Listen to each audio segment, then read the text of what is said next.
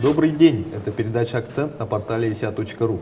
Сегодня у нас в гостях старший тренер республики по легкой атлетике и спорта лиц с поражением опорно-двигательного аппарата Василий Аленов.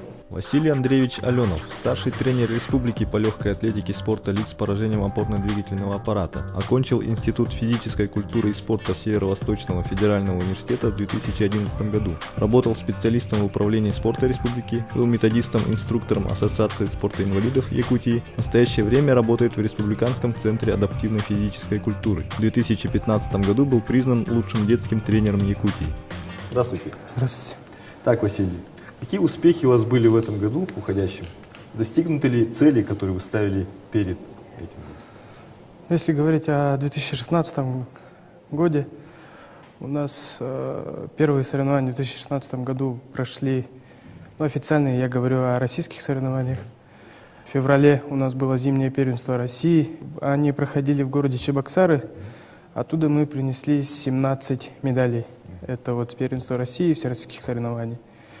Там у нас участвовали, значит, Туяра Марцисова. Она по толканию ядра заняла второе место. Это первенство России среди юниоров. Иванов Григорий, он второе место занял на 800 метров и на 1500, и третье место на 3000 метров. Также Леонид Душкевич, он занял первые места на 1500, 800 и 3000 метров. По взрослым у нас участвовали, значит, во всероссийских соревнованиях. Максим Хорев, он занял второе место в толкании ядра. Рустам Кутляхметов, он занял первое место на 200 метров и на 1500 метров. Также Александр Парников, он занял второе место на 1500 и на 3000 метров. После вот этого первенства России у нас по результатам вот первенства зимнего сформировали сборный состав команды. Сборная России попали у нас Елисеев Александр, он там занял, в Новочебоксарске тоже занял первое место в толкании ядра, и Душкевич Леонид.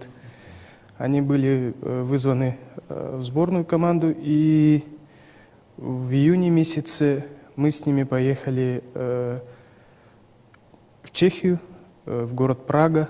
Там у нас прошли всемирные игры среди юношей. Там Леонид Душкевич на 1500 метров занял третье место. Александру Елисееву чуть-чуть не хватило. Он в толкании ядра и метании копья занял 4-е места. Было обидно, но спорт есть спорт, как говорится, да? И вот приехали с одной медалью. Это тоже неплохо, я считаю, что это был первый выезд международный моих ребят. Эмоции очень хорошие, впервые за границей были. И вообще одни положительные стороны. Среди них много ли было новых воспитанников, которые пришли в этом году? В этом году у нас новенькие, это были Марцисова Туяра и Иванов Григорий. Они вот по первенству по юношам у нас первый год занимаются, и в первый же свой, значит, выезд приехали с медалями. А вообще, как вы находите этих спортсменов? Вот идете по улице, находите, как-то распознаете таланты? И вообще, налажена ли у нас в республике система поиска таких талантов? Да, у нас нет такого, что в нашем спорте, вот адаптивном спорте, что они начинают с детско-юношеской спортивной школы, выходят на училище Олимпийского резерва, там, на студенческий спорт, на спорт высших достижений. Нет, такого у нас пока не налажено, поэтому приходится искать вот как есть. Например, вот на соревнованиях, например, приезжают дети с улусов, с районов, там, кто показал хорошие результаты, с ними индивидуально вот подходишь, разговариваешь, хочешь ли ты заниматься, ты хорошо бежишь там, и так далее. Бывает, что и на улице, например, я вот еду на работу утром и визуально вот могу определить, например, человек идет, у него гемиплегия, видимо, двухсторонняя, ДЦП, ага. Останавливаешься, подбегаю к нему, говорю: здравствуй, говорю, я вот такой-то, такой-то тренер, они все люди очень закрытые, Говорят, не, мы не будем, не хочу. Говорю, я убеждаю их. Говорю, вот таких вот спортсменов знаешь, говорю, там бывает, что иногда знают, вот Душкевич Леонид, например. Говорю, да, типа знаю. Вот, приходи к нам заниматься, телефоны беру у них, там телефоны родителей, и, приходят, занимаются. И много среди них бывает таких, кто, видно, что он подает надежду. Прямой пример, вот Максим Хорев, он в тренажерном зале он занимался. Там мой друг в этом же зале занимается, говорит, вот Вася, говорит, там у нас пацан один занимается, говорит, вот с такой болезнью. Говорю, ничего себе, говорю, давай позови его. Я пошел к ним в зал, говорю, вот Максим, вот так-то познакомились, говорю, пошли заниматься, пошел заниматься, и в первый же год он в прошлом году в чемпионате России 2-е место занял. А вот вы сказали, что смотрите спортсменов на соревнованиях, а каких именно? Имеется в виду спартакиада, да? Вот в республиканских соревнованиях, да, есть. Республиканская спартакиада проводится большая среди взрослых и среди детей.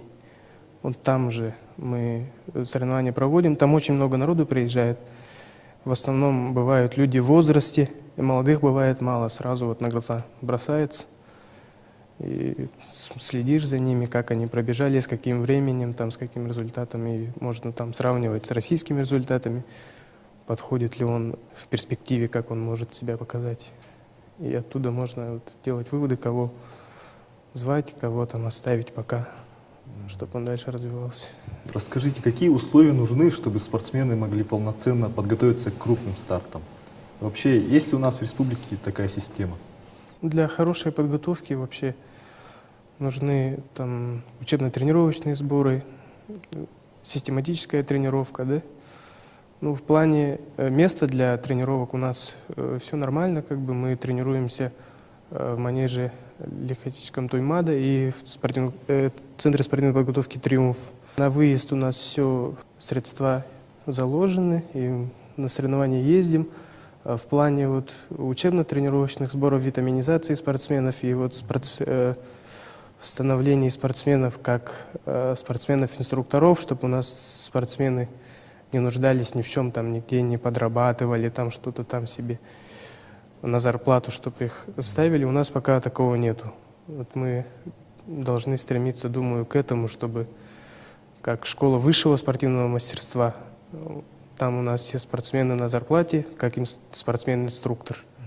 Вот, наши спортсмены тоже, мы бы хотели, чтобы они тоже вот на зарплате сидели и за спорт они получали деньги и занимались этим профессионально. Вы работаете тренером, получается, в этой сфере уже продолжительное время. У вас какая-нибудь своя особенная методика выработалась за это время? Особенная методика, если говорить о нашем спорте, вот спорт лицспода, то я также повторюсь, что у нас нет такого, что, например, в обычном детско-юношеской школе там набрали 30 детей, и все эти 30 детей выполняют одни и те же упражнения, например, на всех. И они в одной группе все тренируются по одному заданию.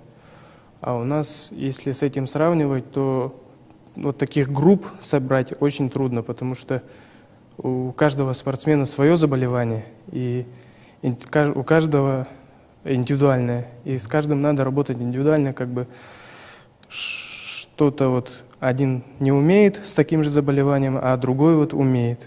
С каждым спортсменом нужно работать индивидуально. И буквально мы за ручку вот так вот держались, работали над техникой. Вот тот же Леонид Душкевич, мой первый воспитанник, мы с ним начали в 2012 году заниматься. Вот, он, когда пришел ко мне заниматься, вообще ничего не умел. Обычный вот бег с высоким подниманием бедра, захлесты, вот эти вот беговые упражнения он вообще не умел. И вот так вот за ручку давай. И таким образом сейчас он уже все самостоятельно тренируется, я ему задания прописываю, и остается только следить и корректировать его тренировочный процесс.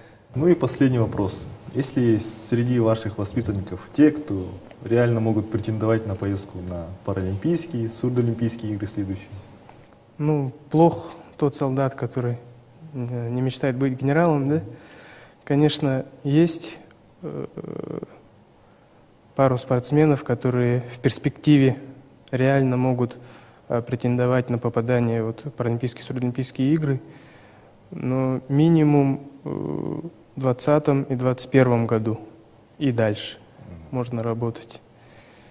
На следующий Сурдолимпийский год мы уже не попадаем, так как еще молодые. И дальше можно работать на 20-е Паралимпийские игры будут в Токио, и в 2021 году тоже будут Сурдолимпийские игры. Спасибо, что пришли, ответили на наши вопросы. Это была передача «Акцент» на портале isia.ru. До свидания.